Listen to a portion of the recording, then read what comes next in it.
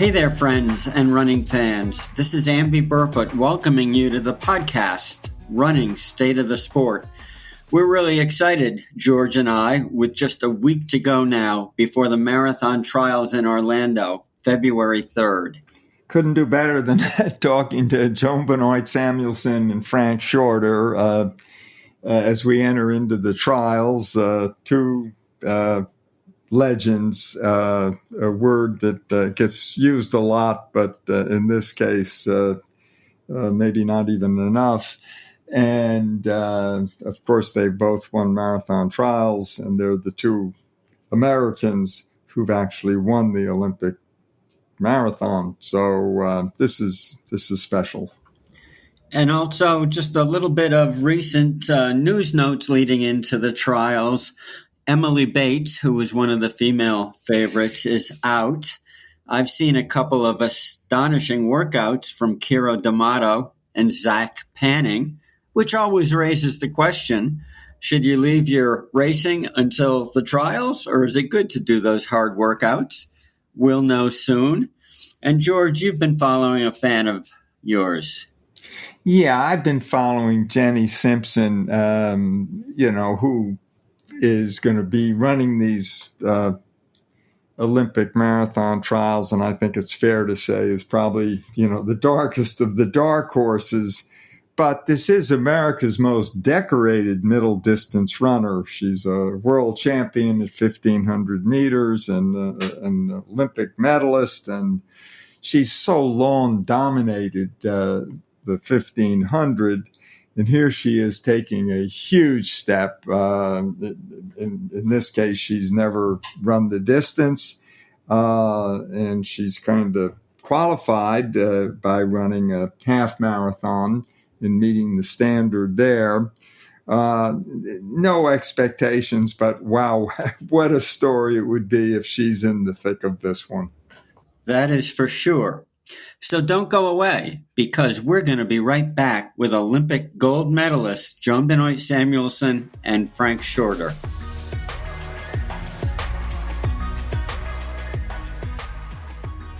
This podcast, Running State of the Sport, is brought to you by MarathonHandbook.com and RunLongRunHealthy.com.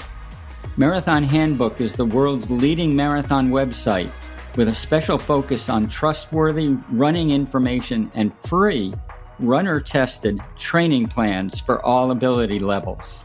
Run Long, Run Healthy is Amby's weekly newsletter with the newest, most scientific, and most useful training advice for runners.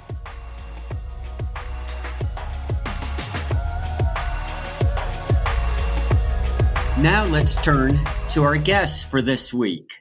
We've actually got two guests, which is a first for us at Running State of the Sport. And we could not possibly have two better guests than we have this morning, with just a week to go before the U.S. Olympic Marathon Trials in February 3rd.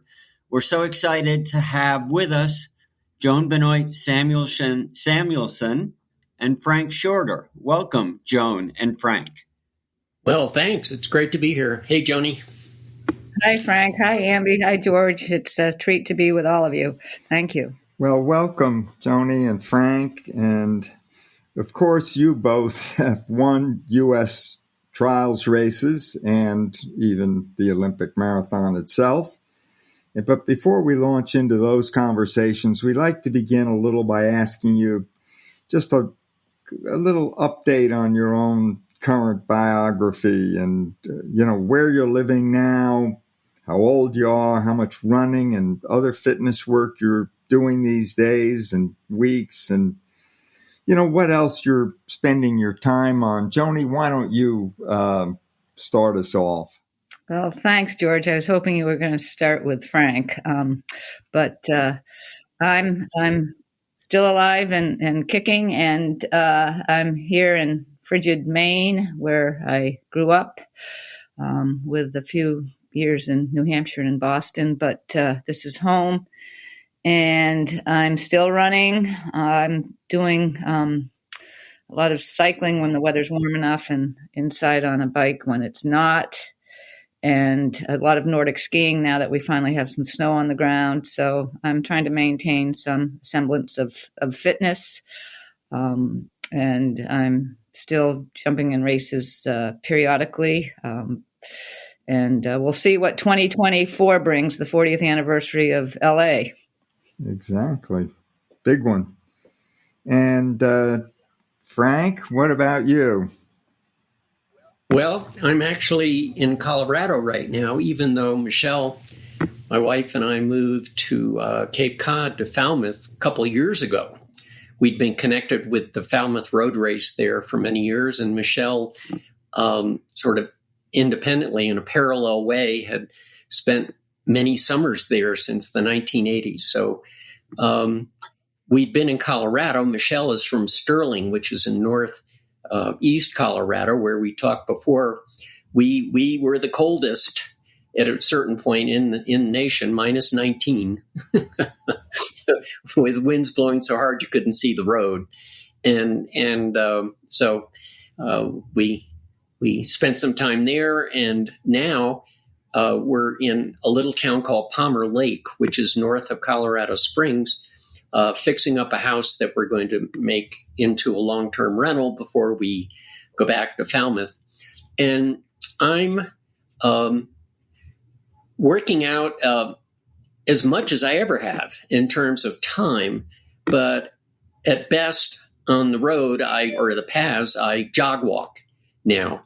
And then I do elliptical training, and that's where I do my high heart rate work. My intervals I found on the elliptical, I can get my heart rate up a lot higher. And then, like Joni, I ride the spin bike indoors. I don't go outdoors on the bike anymore. I'm 76. And I've decided I'm just not hitting the turf anymore. I've to put it this way, I have my own age group now, 75 to 80, with more than 15 orthopedic procedures, several of which have come from riding the bike outdoors. And so I'm just not going. I'm not hitting the highway anymore, literally and figuratively. And again, as I said, stay fit. I go to events generally that I've been to in past years. One in particular, the Indianapolis 500 Festival. Again, they're wonderful people that, are very loyal. I won the first one. And this year, as an update, they actually asked me to be the grand marshal of the parade for the 500 Festival. And so I do, I don't call it returning favors, but I stick with people, that have been good to me, and I hopefully have been good to them in the past. So I don't travel that much anymore. So that's what we're doing. And the other aspect of it is we graduates of Yale formed a relay team for Hood to Coast, which is the oldest of the relays, from Mount Hood to Seaside, Oregon, 200 miles, 12-man teams. And over, I'd say, the 15 years that we were doing this, we're at the point now where it's disbanded, but over that 15 years, a lot of relationships were made amongst runners from many, many years. It would be as if Joni could, have an event where runners from Bowdoin over a 20-year span could get together and actually run together. And so that's been the kind of stuff I've looked for. I think you're asking for a competition, Frank. No. You're all much younger than we are. No, I don't know about that. We were founded way back when Yale was just a book. Yeah, and no, it's just, it's a serendipity, or if, you're kind of religious the way I am, it's just meant to be. In the same way, Joni, and not to get too maudlin here, but it's the way we connected, in right from the start when I was on the motorcycle watching in the Olympics when you took off and at 2 miles and took the lead, and I said on air, I'm I said, they're making a big mistake. Ingrid Christensen, and Greta Weitz from Norway were making a big mistake. And that's kind of where our relationship started. And it's been going on for 40 years now. It's been a wonderful one. Thank you, Frank. I'm going to steer around to the trials coming up. Of course, very few people get to compete in the U.S. Olympic Marathon trials, and those who don't may have a sense that it's different from any other U.S. competition. But Joan first, and then Frank. Joan, how would you describe the trials as being a uniquely different race? Well, first of all, I think this year's trials in Orlando is going to be probably the most competitive, obviously, marathon of any sort of women's event anywhere in the world. I think the field is stacked, and the thing that makes the trials really different from other races or women's races within men's races or mixed gender, whatever, is that it's a smaller field. So it's hard to get lost in the field, so to speak. I like to get lost in fields. I don't want anybody to know where I am, but there's no hiding in the trials. And I think that's one of the reasons I went out as fast as I did in Olympia in our trials back in '84. I had no business doing so coming off the knee surgery, but that's the way I decided to go because I knew there was no hiding. And I think that's the biggest difference between the normal races, whether they're 10Ks or marathons. Certainly, the fields have become more defined in recent years, and women are running faster than ever. So it's normal to see the genders mixed in the bigger races, whether it's the Abbott World Marathon Majors or it's a small town marathon or whatever. Women are becoming much more competitive with one another and with the men. Well, I had a little bit different experience in the trials because my attitude was always to run in a group. And Joni, when she first started out, there just weren't that many people with whom to train or to race with a significant number of times. So in both of the trials in which I participated, I actually ran with someone else intentionally to help him and for him to help me qualify, because first three qualified, and that was really the goal. And so when Joni took off and ran from the front in '72 with Kenny Moore, I also did the same thing, but we ran together. We ran together and shared the lead and got as far ahead as we could get. And then in 1976, I actually agreed with Bill Rogers to try to qualify. And we ran together until within about 800 meters from the finish when Bill pulled, and I think he pulled his hamstring. And I was running along and we were way ahead. And I said, well, do you want me to slow down? He said, no, I can make it. You go on. So we finished 1-2 in that race, and I was 8 seconds ahead. But in '72, one of the all-time, races where I was running with Kenny, and I realized that I wasn't going to be able to stay up with him, and he took off at about 22 miles, and we we actually finished together in that race. It was the year before that he pulled away from me at 22 miles, and I have to interject the quote that I truly said to him at 22 miles when he started to pull away. I said, "Why couldn't Phidippides have died here?" and and said goodbye to him. But the next year we did run together because he slowed down. So that was the difference in the trial race itself, is that there were enough of us to really work together running from the front, whereas Joni, she was all by herself. And her being able to stay fit and have that hand ergometer that she was using in bed, I was always impressed by that.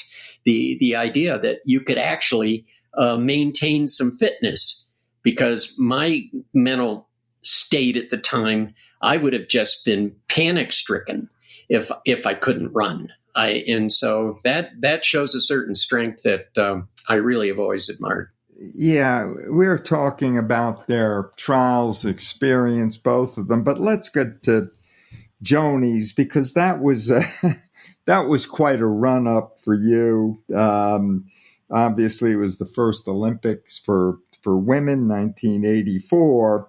But take us through your build-up. You had the knee injury. You had to make the decision as to whether to operate on the knee or not. You had a pretty limited time frame there. What was your mental state going in? And just how did you feel, I mean, at that point and right up to the starting line? Bring us up on that one. Yeah, that unfortunately, all those memories are still very vivid, George. I guess I knew I was in trouble. It was actually on St. Patrick's Day. I was on a long run on a familiar training loop, and I was less than 2 miles out, and I was running up a hill, and I literally felt something unravel on the lateral side of my right knee. And I said, oh, that can't be good. And it did affect my stride right then and there, but I was able to hobble home and to my parents' house where I was training for the Olympics. I had just come home. I can't remember. I'd been traveling a lot, and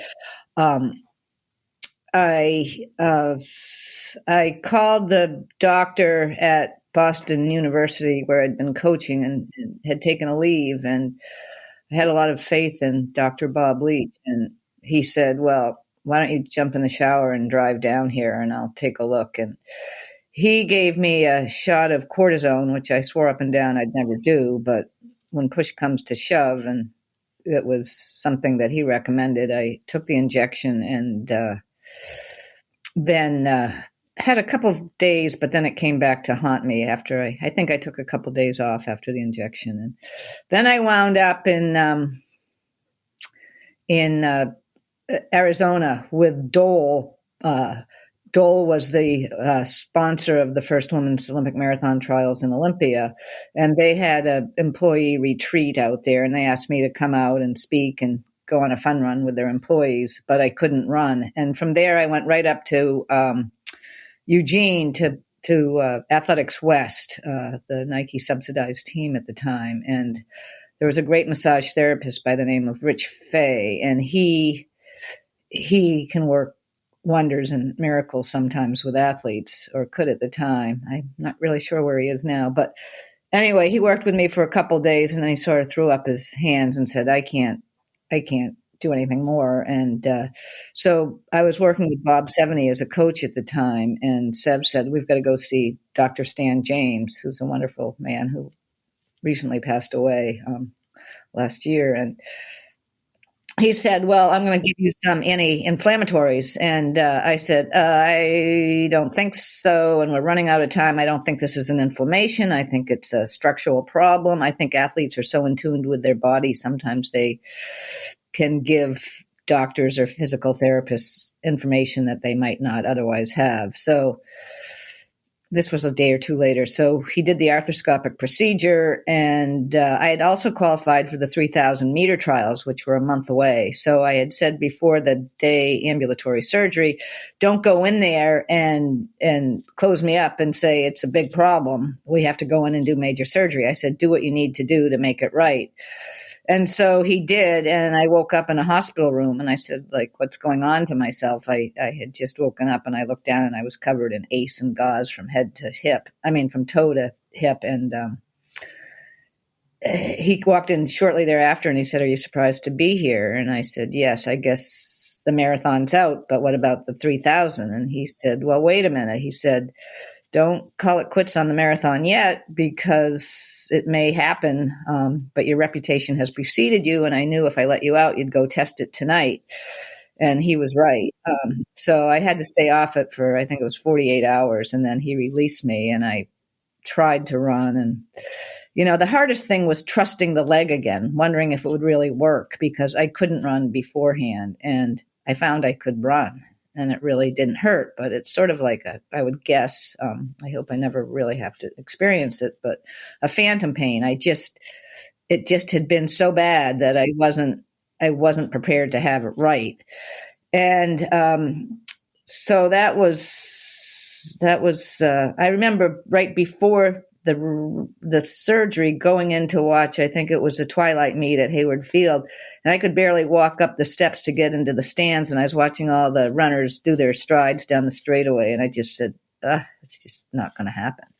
And anyway, I think it was the Wednesday before the Saturday or Sunday trial. It was May 12th, and I asked Lisa Martin if she'd go out for a run with me, a 17-mile run, because she was training in Eugene, having gone to U of O and already on the Australian team. And she said she would. And I said, well, if I can cover 17 miles, then I'll head up to Olympia. But if I can't, I'm going to throw in the towel. And I covered the distance. It wasn't fun, it wasn't pretty, and it wasn't fast, but I covered the distance. And then Seb and I drove up to Olympia the evening before the trials. And I remember going to the start, and the runners couldn't have been more receptive and just supportive. And my time was considerably faster than everybody else's back then. And they said, why do you have to do this? They should give you an automatic buy, yada, yada, yada. But thank goodness they didn't. And I know it was not something that had been done in the past, but had I not made the team and had been given a bye, or I hadn't won or been on the podium, it would have been hard to live with. So that's what I did. And I just ran my heart out. And I did run a lot of the race with Betty Jo Springs. And then she fell off about, I think it was around the halfway mark. And I'll tell you, if anybody had come on me in the last 2/3 of the race, everybody would have passed me, because I was running at that point on a wing and a prayer. Joni, how long was it between your operation and the trials, actually? How many days was that? Well, everybody says 17, but I think it was more than like 15. But 17 is the number for me, meaning if it was 17 days before the arthroscopics, between the arthroscopic surgery and the trials, it was 17 miles that I needed in my head to cover. And it's always mile 17 for me in the marathon. If I can get to mile 17 and feel, like I'm still doing okay, then I know I can, salvage the remaining miles in a pretty positive and constructive way. 17 days after surgery, that in many ways, your marathon victory in Los Angeles obviously was epic, but in many ways, the trials, really, really matches that. It's just hard to imagine. And let me ask you this. Why, given that, didn't you just sort of run for third, kind of stay in the thing and not overly push yourself? Wasn't that adding risk to the whole thing? That's a good question, George, but I'd like to back up to your earlier comment. If somebody asks me, what's the biggest win of your life? I will say that, the 84 Olympics was the biggest win in my life, but the race of my life was at the trials. I can't really explain how I was able to do that. And I think I was just running scared, and that's why I went out so fast or so hard. I just didn't want to have to look at friends and competitors who weren't having to deal with, the mental question of, can I do this? And is this the right thing to be doing? I mean, the marathon was definitely my stronger event, but would it have been more prudent to just fully recover and then run in the 3,000 meter trials? It's very doubtful I would have made that team in the 3,000, but, the marathon was the event that, I was eyeing. And I really think the other thing that helped me get through there or through the trials was the fact that I just believed that nobody out there was training any harder than I was at the time. I loved to train. I still love to train. I was just saying, my workouts were getting, faster, and I was feeling stronger. And I think in hindsight, the knee problem was a blessing in disguise, because I think I would have gone over that fine line. This was March 17th that everything literally and figuratively unraveled. And had it been closer to the actual trial date, like 2 or 3 weeks earlier, I think I would have been on the other side. Joan, I was lucky enough to see you race that day up close from the press truck, and it was the most frightening thing I've ever seen, because none of us knew if you were going to be able to hold together, and I can't even imagine the fright that must have been within you yourself, your body, your mind, wondering if you could hold together. But now we'll switch to Frank and give you a breather. Frank, I'm going to cover a lot of territory with this question, but the first modern Olympic marathon trials were in Alamosa, Colorado in 1968. Not very many people knew that you ran that race. One reason being that you weren't Frank Shorter in 1968. You were just a cross-country runner from Yale. So I'm wondering, what the hell were you doing in Alamosa in 68? But then the biggest part of the question is, 4 years later, you were Frank Shorter in all capital letters at the time of the 72 marathon trials. How in the heck did you cover so much ground and improve so much in 4 Amby, years? You know about Alamosa in 1968 because... I do, but you're telling the story, not me. Yeah, but okay, here's the story. I was living, my family had moved to Taos, New Mexico, which was a little over 100 miles from Alamosa. And I decided to drive up there with my younger brother.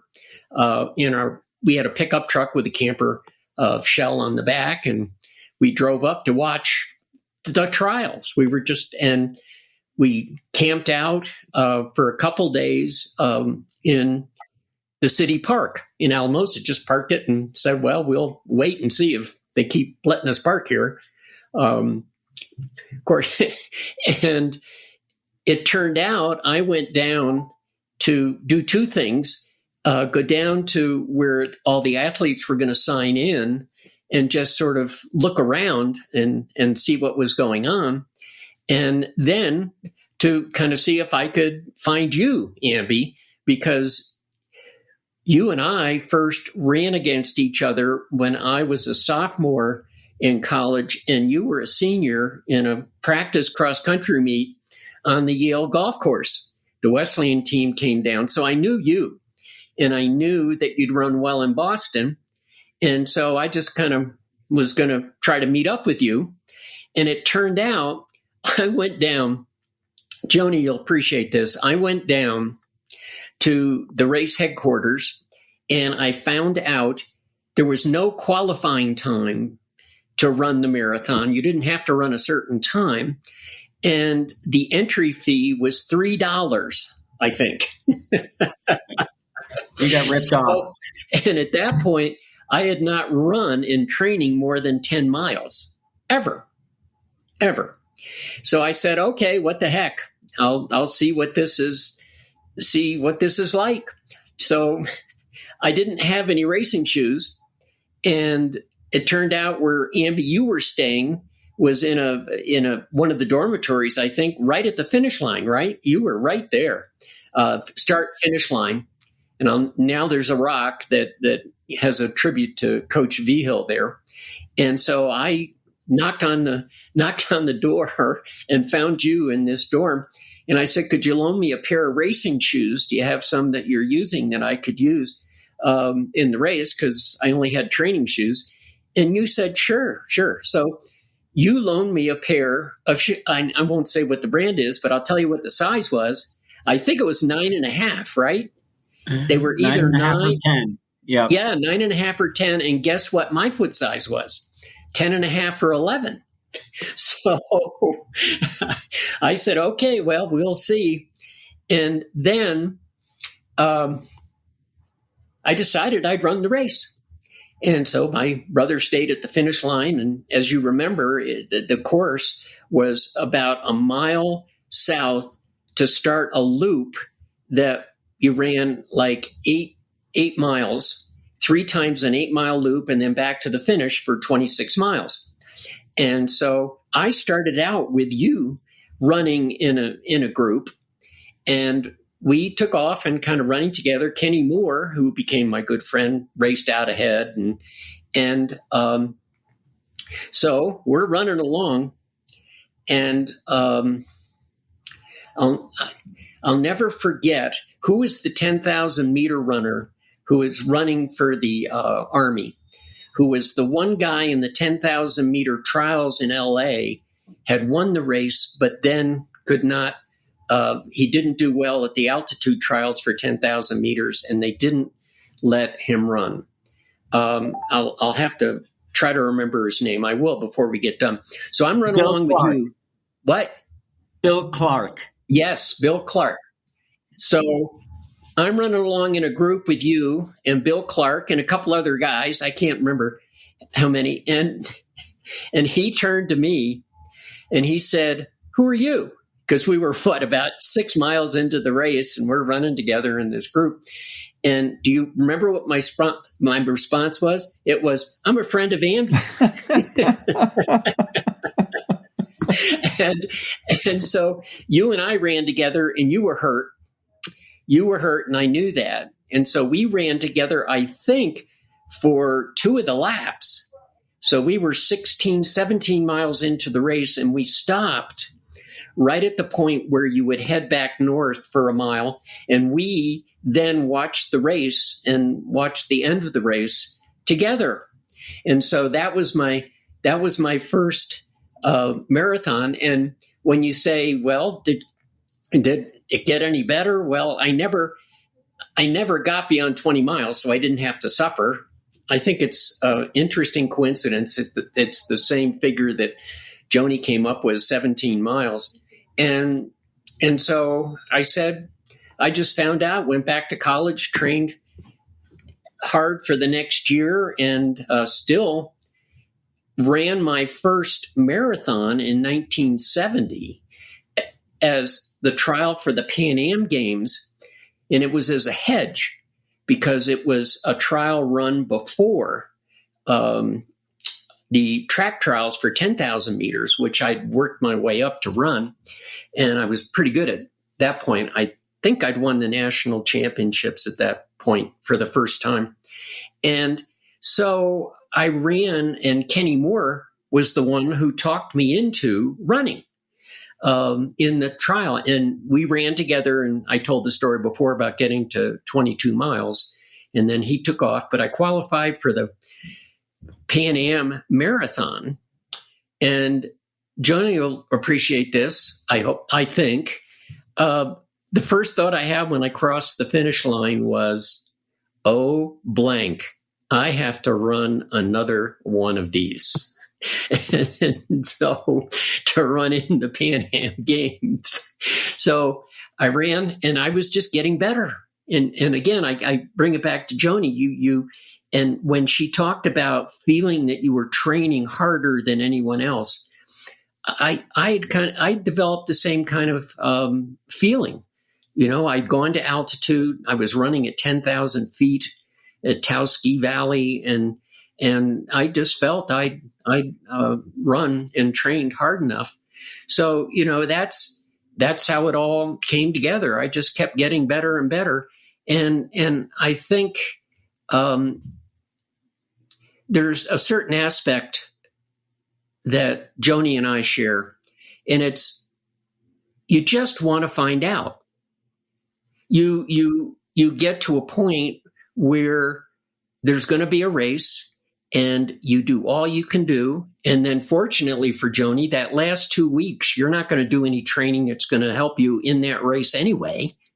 So, as she alluded to, it was probably, she didn't suffer any training in benefit and loss of fitness in that last 2 weeks before the race. So you just find out. And that's the way I ran in the trial, and then ran the same way in the Olympics. And it's just finding out when you're going to level off. I was just getting better, and I was getting better. And I said, okay, let's find out how high this can go. And for both of us, the end point was the victory stand in the Olympic Games. And by the way, George, did I answer your question? You did. It was really, what took you from 68 and being a Yale cross country runner in 4 relatively short years to being, the Olympic champion. And I think you did. You probably could even throw in a little more if you want about the Gainesville and Jack Batchelor and the group down there. I think people would love to hear a little about that. Yeah, when I was on a track in college to become a doctor. I was a pre-med major, psychology major, and actually started medical school after I graduated. But I'd run well enough my senior year in 1969. And part of the story is I'm one of those people that likes to be ready and be ready early. And I had actually finished all my degree requirements at Yale pretty much by the spring break of my senior year. So I started to run twice a day, several times a week, and again, increase the intensity of my intervals. And in the national championships that year, I won the 6 mile, which is now the 10,000 meters. So within that 3-month period, I had improved enough to win the NCAAs. And then the other interesting part of it was the next day, I finished second in the 3 mile, in the 5,000. So that indicated to me that, I was strong and I had the ability to recover. And so when I started medical school, I wanted to continue to train to try to make the Olympic team in 72. So this was the fall of 69. And I asked to be allowed to adjust my medical school schedule so I could get enough sleep to train. And they didn't want to let me do that. So I said, okay, I'm gone. And I have always liked to train with other athletes and find mentors amongst the people with whom I train. And I had met Jack Batchelor and John Parker, once a runner, author, in Florida, and in the Florida relays. And so I decided and Jack had beat me in the open 2 mile easily. And I said, okay, well, I'll go down there and train with the best. Jack was the best in the country at that time. And so I did. I moved to Florida, and then I got bored just running and not doing anything else, because again, I bring it back to Joni. I think one of the attributes we share is to be able to do stuff that takes us away from our training. And in college, my running was my stress relief, and the academics were important. In a way, I realized I could shift the paradigm, and the training was the important thing. And going to law school, which I decided to do at the same time, was my stress relief. So, and it all worked out in Florida. I could just go to law school. And again, the mentors, John Parker, who was a very, very bright guy, graduated in 3 years from Florida, was already in law school.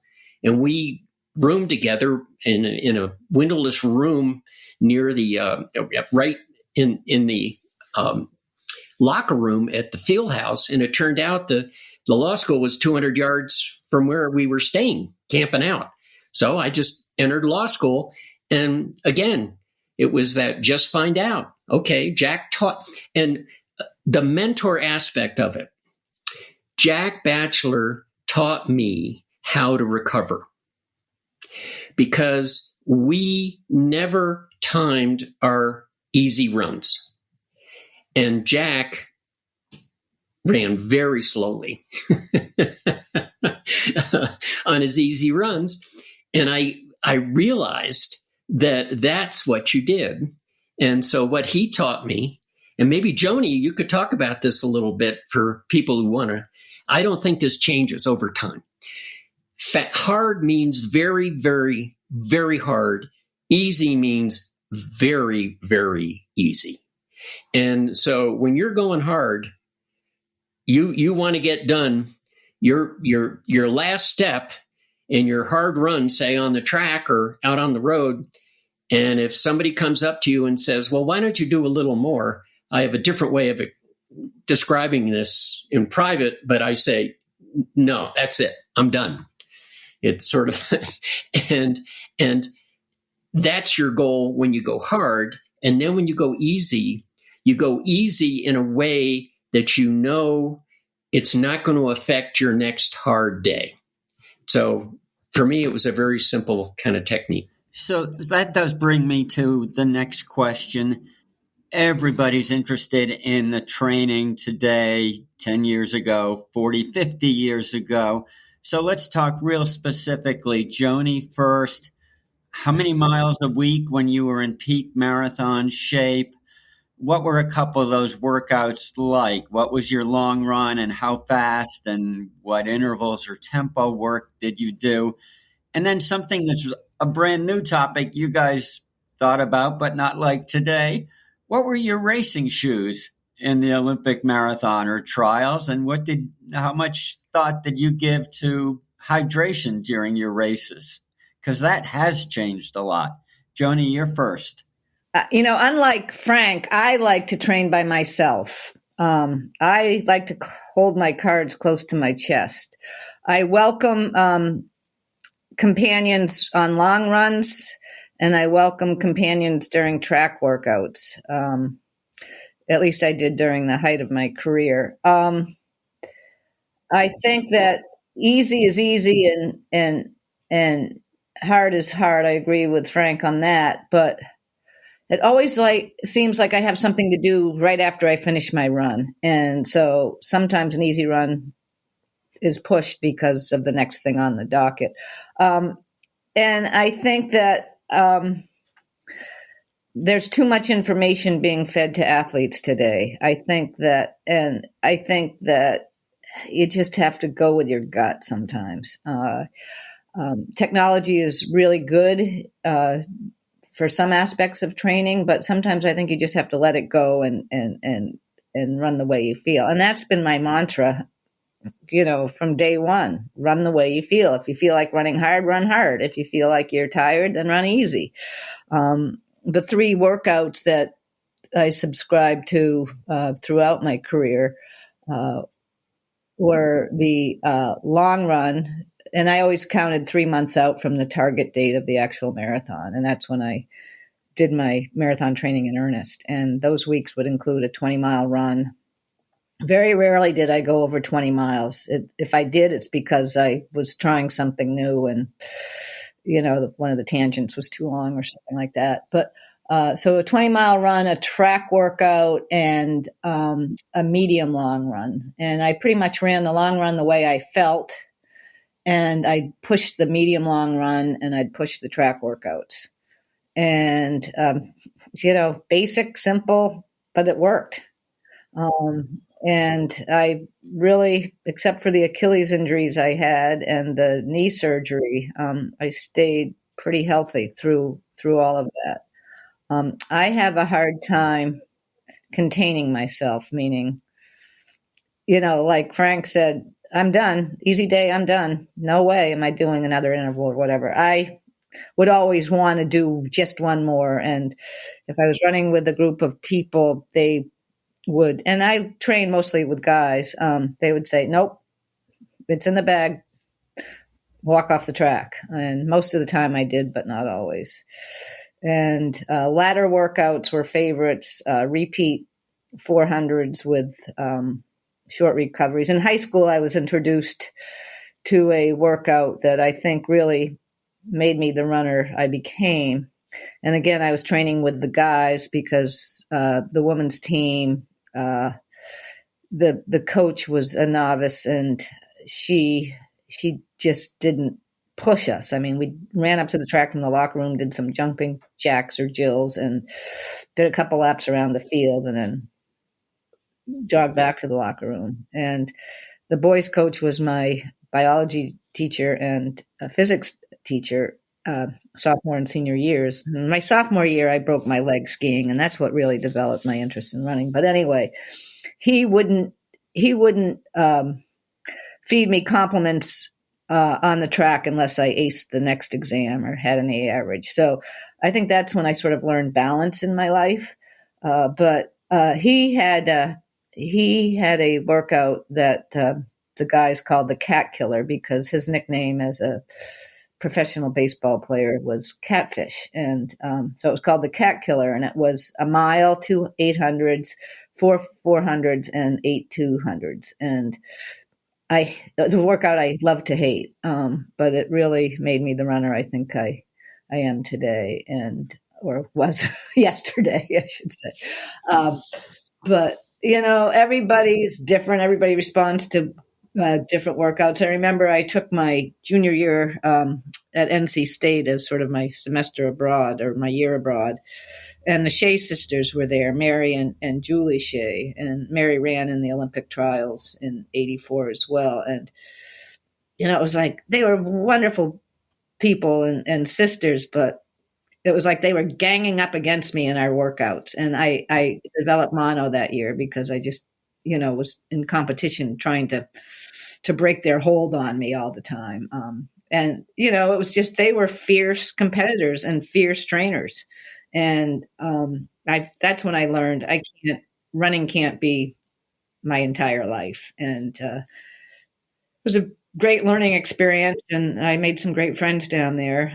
And Jack Batchelor was the men's distance coach. So back to Frank's comments about Jack. But, you're going to make mistakes out there, and you just have to live and learn and not take yourself too seriously and know when it's time to throw away the watch and just go out and run. Joan, did you care at all about the shoes you were wearing? Oh, yeah, I cared about the shoes for sure. And my training shoe leading up to the Olympics and as long as they lasted afterwards was the Nike Daybreak. And then I raced in I guess it was the most like a Skylon, Nike Skylon. And Frank, how about you? Some of the specifics of your training, the mileage per week, the paces of a couple of key workouts, and what you thought about shoes and hydration. Very similar to Joni.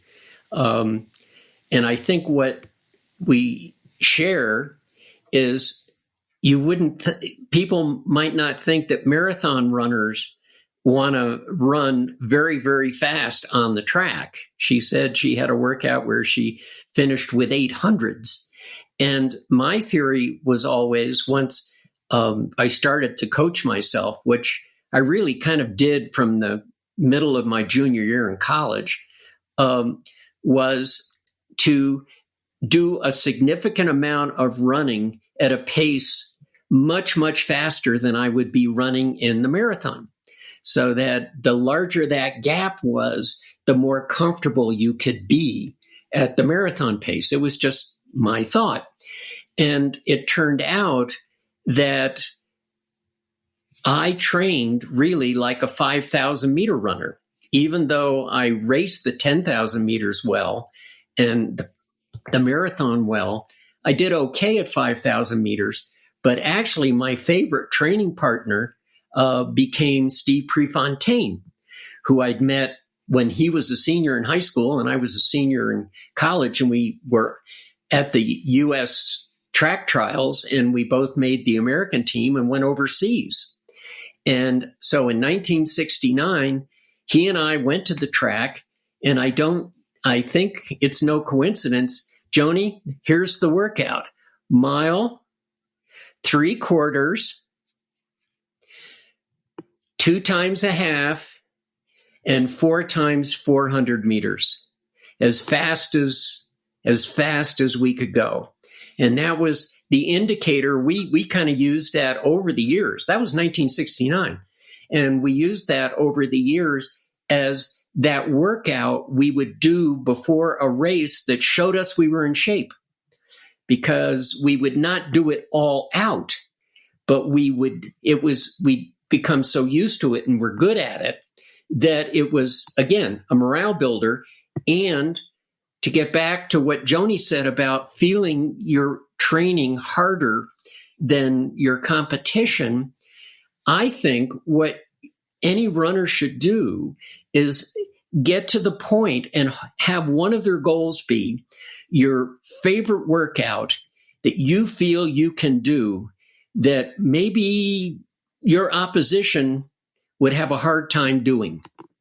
You know, that it's your favorite, you know you're good at it, and you think in a way it's almost as if I would tell people this workout I would do, which would be 6 times 800 meters, and I could average almost 201 for 6 times 800 meters with a 200 meter jog.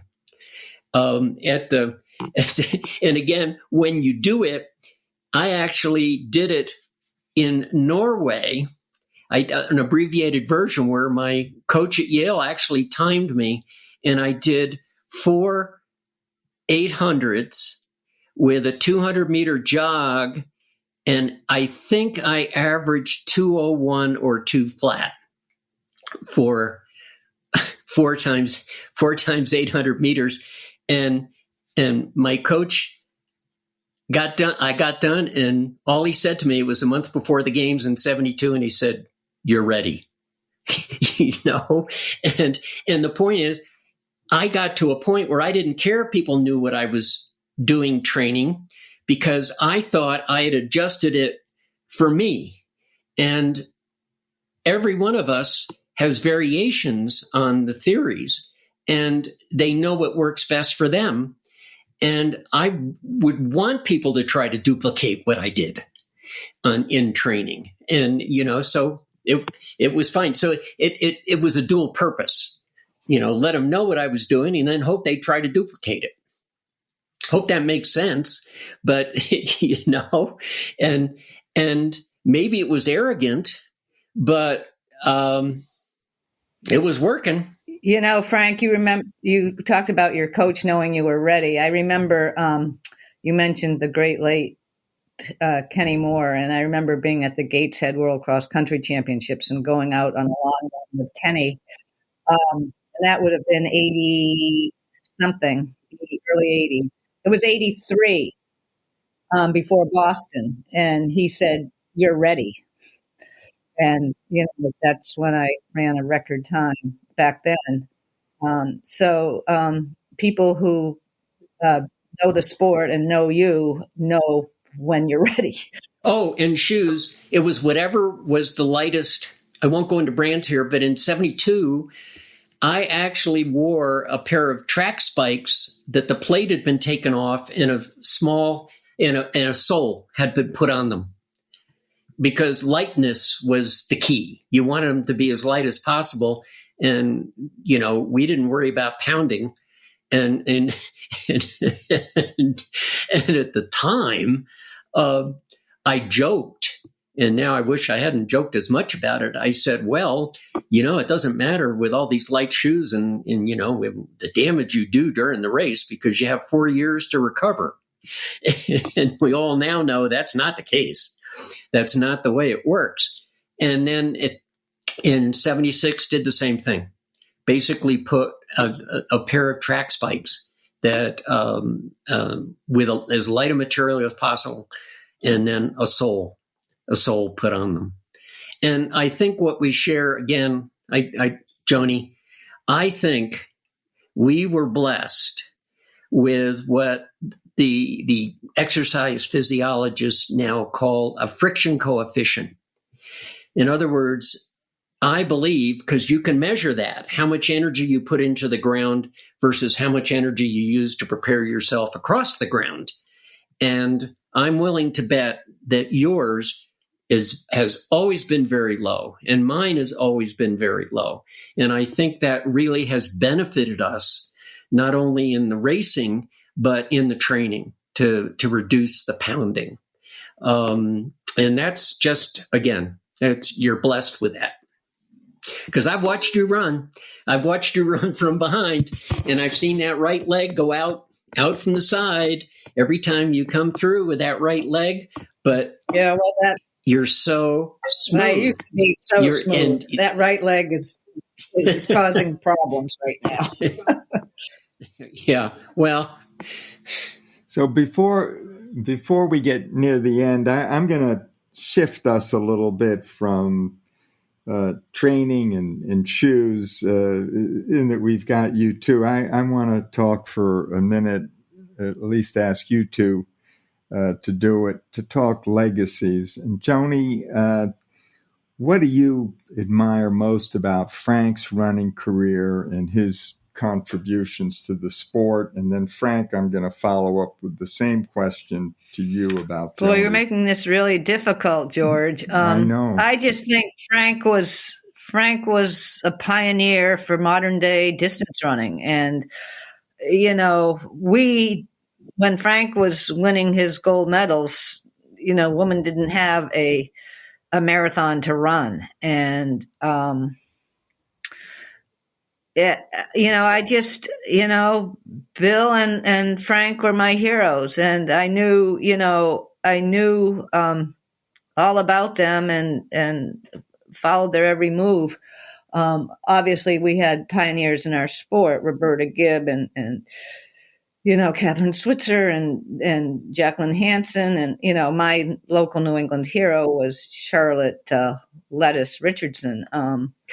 And she came to Portland to run a half marathon when I was on the field hockey team at Bowdoin. And I asked the coach after 2 back-to-back games at Brown and URI if I could take Sunday and go run a half marathon to see how I'd stack up against Charlotte. And, I beat her, but the next day we played Colby and I couldn't even move off the 50-yard line. I was so sore. So that was really the end of my field hockey career. I finished out the season. I was demoted to JV, but I've never dropped out of a road race and I've never quit a sport. So, I guess that's what keeps me going. But Frank was, I remember the race in Montreal and I was a mother's helper out in Prouts Neck on Winslow Homer Road, where Winslow Homer Studio was. And there was a boardwalk through the woods to the library and to other places of importance in that summer colony. And I couldn't help myself. I was so psyched by what Frank had done that, I went out and ran in the middle of the night, or in the darkness of the night. It wasn't the middle of the night because that was Montreal. But, and I have 3 brothers. I mean, I don't have sisters, and my 2 older brothers ran. So, I watched them run. And, and Frank was the one who put faith in me in LA. As a commentator. And I think Bill did as well, but Frank was in the studio and Bill was in front of me. And I so wanted to talk to Bill because he was at that half marathon in Portland that day I ran. And, there was a lot of press about Bill coming to Maine to run, but I just, I owe a debt of gratitude to men and women in our sport who were out there for me, giving me the opportunity to do what I did. It never occurred to Joni that she couldn't do it. And it was that again, I get back to my willingness to find out comment. And when I first saw her run, she'll remember too that I was involved in a race in my hometown before Joni became Joni. And I invited her to this race because I'd seen her run. And it was just the way she carried herself both before, during, and after the competition. There's braggadocio is a word that you can apply to some people, but not Joan. And I've always called her Joni. Has that been all right, Joan? To me, she's always been Joni. And it was, again, a model to me of how to do it. And in a way, as maybe no one's perfect, but as good a representative as women's sports could have is when they were going through this transition to acceptance. And just personally, I've always I could never understand why they wouldn't let the women, run more than 800 meters, and everyone had those medical excuses as to why. But my feeling on that, and it's a little bit of an aside here, but even then, when Joni was starting out, and I was saying, well, why not let them go? And in my mind, and I hope this is okay to say it this way, I said, on a lifeboat, men and women who last longer in the lifeboat. And I was going, to me, that was sort of the example of what is it about men that they don't recognize this physiological ability in women to endure. And so to me, Joni has always been, I'll say it, the perfect example of how you can do it. Well, thank you, Frank. It takes a team. Yeah. And again, about you, Joni, you're always willing to acknowledge the people that help you. And it's only me. No, it's not. It's all those people that you learn you can trust and go through hard times with, and you emerge out the other side together. You have that so right, Frank. You really do. Frank, I got to go off the rails for a moment and ask you a question I've always wanted to ask you. There are a lot of us out here who are quite upset that you don't have 2 gold medals and that Don Cardong doesn't have 1 bronze medal, because you got beaten in Montreal by an athlete who clearly had some sort of chemical assistance going on. Have there ever been any high-level discussions between you and the IOC or any important people about rectifying past Olympic mistakes? No, the answer is no. But I also am realistic. If you think about it, I never mentioned my thoughts on this for 22 years after the race in 1976. It was not until 1988 that after the East German Wall came down, and the evidence of the East German, drug usage came about. And so my way of dealing with these things is, don't get up on a soapbox and complain, wait until you can actually do something. So my response to it was to become involved in creating the U.S. Anti-Doping Agency. And that was how I dealt with it. And over the years, even since then, my sense of history and realism is you have to understand the International Olympic Committee as a political entity, which is now more apparent than ever. Give us some money and we don't care what you've done outside sport. You can be in the Olympic Games. Just pay us enough. And I don't have to make allusions to which countries to which this applies. And so my view of the history is the East German program was mandated by the president of the nation. Honecker, the head of East Germany, basically was the person who said, we're going to enhance our performance in the Olympic Games because of the political, aspect and gain that we can have. And he actually put their secret police, the equivalent of our CIA, a group called the Stasi, in charge. So it would be as if President of the U.S. said, we're going to cheat in the Olympics, and CIA, you're in charge of it. And it worked. Well, the other political side of it was Honecker was great friends with Juan Antonio Samaranch. Great friends. And it was so interesting because Juan Antonio Samaranch was a fascist. At the time, he was the highest ranking fascist of the fascist regime in Spain, Franco's regime. And he was great friends with a communist, which shows how, what politics is. And Samaranch had given Honecker the award of Olympic merit, the highest award you can give someone in those circumstances outside an athlete in the Olympic Games. And so I've always realized that politically, I don't think anyone, even now in the IOC, is going to want to deal with this history that might besmirch some of the people who were involved in the Olympic movement at the time.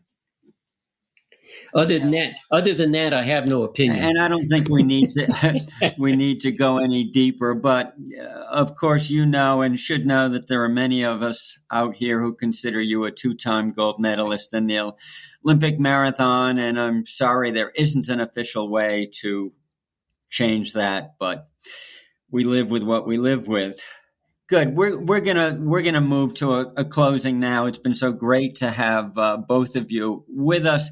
We do have a question we ask everyone at the end, which is the fairy godmother question, which is we're going to give you 3 fairy godmother wishes for 2024, and it can include everything from family situations to Joni, to what you hope might happen at the trials or the Paris Olympics or otherwise in the sport of running in 2024.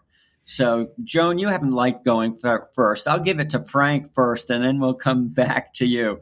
Frank, what are your 3 fairy godmother wishes? Well, one is personal in my family life. Now I have a combined family. Michelle has 3 sons, and I have 2 sons and a daughter. And it's a wish that we can all come together as often as possible, with as much love and understanding between all of us, working on our trials, tribulations, health problems, educational problems, and realizing that it can work out. In the sport, I would like to see some surprises on the men's side in the Olympic trials. I think the women over the last few years, and Joni can comment on that, the women have done better. They've been outperforming the men. And in a way, it's an interesting evolution when you think about it. Again, going back to the lifeboat and the men not wanting to recognize it, a similar thing happened with the Japanese. The Japanese men suddenly almost fell off a cliff in the latter part of the last century and first part of this century, and the women rose. And in the same way, I think it's because the Japanese men weren't willing to do what the Japanese women were doing, which was go to where they needed to go to train to perform well. They wanted to cut corners. And I don't know if that's really happening amongst the men, but my sense is the women are training harder and going where they need to go to achieve, whereas I think the men are sort of trying to figure out how to stay home and get it done figuratively. So that would be the second part. And the third is for Joni. I would like to see you be able to run comfortably in a way that satisfies that love that you obviously have for moving across the ground in a running motion. And I hope that you can maintain that for as long as possible. Joni, you get 3 wishes for yourself, your family, or anyone. Oh gosh, Frank, thank you. Earlier I said something about racing and running, but it's a big part of who I am. But more importantly, I always put family first. I've always referred to my career in 2 phases: BC and AD, before children and after diapers. And it used to be that I planned my day around my running, and then I became a mother and wife and planned my running around my day. And I think that really defined my career, because I was never the competitor after I became a mother. And so family's always first, and we've been blessed with good health, and I hope that continues for a long, long time. And grandmother status is awesome. We have a granddaughter who's almost 3 and a brand new grandson who's 3 weeks. So that gives me great joy. I hope 2024 is a golden year for our sport and for our Olympians, and that we are treated to the best trials race ever in Orlando. We certainly have a lot of capable competitors and many friends of mine. Actually, I think there are 4 male athletes from Maine who will be running in the trials, which is a big deal for our state. I don't want to go into names specifically. I wish everybody could make the team, because I know there are a lot of women out there and men who are training really, really hard. But I'm no doubt in my mind that we'll send the best team possible to Paris. And I get a third wish, or did I use them all up? You get as many as you want at this point. I don't know. I just wish everybody could find that balance in life that includes the mind, body, and the spirit. Mental health is plaguing our country right now, and I just hope more and more people discover the sport of running, even if it starts with walking. But they just get out there and take care of themselves and cherish the environment that's quickly changing. And recently we've had crazy storms and ocean surges that have really dismantled our coastline, and it's a scary thing. And runners, I think, serve as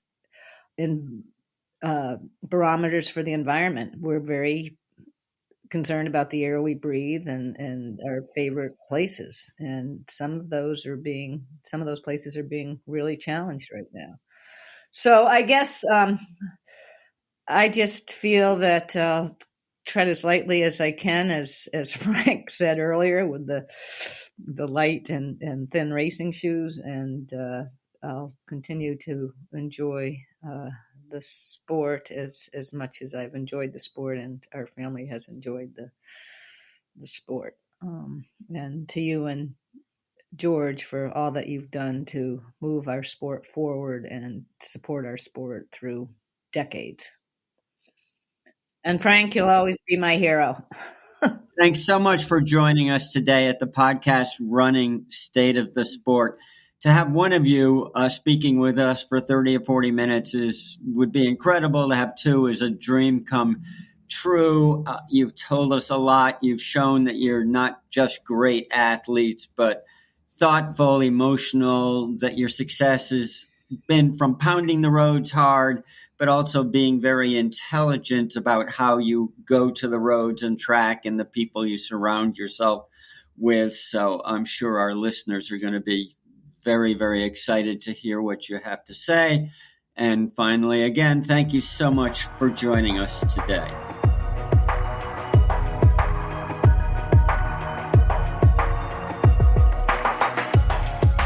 George, we were just so fortunate to have Joan Benoit Samuelson and Frank Shorter together on that podcast. I think that must be a world record and an Olympic gold medal for us, or for the four of us together. It was a wonderful conversation. We both enjoyed it all. We haven't got much time now, but one or two thoughts do you have on that conversation? Yeah, the whole thing was just full of so many great takeaways, Amby. Not only were they our, great marathon champions, they're two of the most thoughtful observers that the sport has ever had, I would say. One quick one that caught my attention was Frank talking about going down to Gainesville and training with his Florida training partners, Jack Batchelor, and how much training with a group of people meant to him. And Joni, on the other hand, talked about how much she loved to just train alone. As she said, I like to hold my cards close to my vest. And two different paths to success, for sure. You can't take the Maine out of Joan Benoit, and Joan Benoit isn't quite the same when she is out of Maine. She just loves her state and the beauty and some of the isolation that it offers her, and she's really at her best there. I was intrigued by Frank saying that he ended up running his best, I think, at every distance, but especially including the marathon, when he was training with this young high school kid named, Steve Prefontaine. I think we've heard about Steve Prefontaine. Frank was doing fast track workouts with Prefontaine, and he thought those made him so efficient for the marathon. And I also got a little chuckle, at least, to hear Frank talk about his marathon racing shoes, because we know today the shoes are 40 millimeters high, and they would be higher, except World Athletics won't allow them.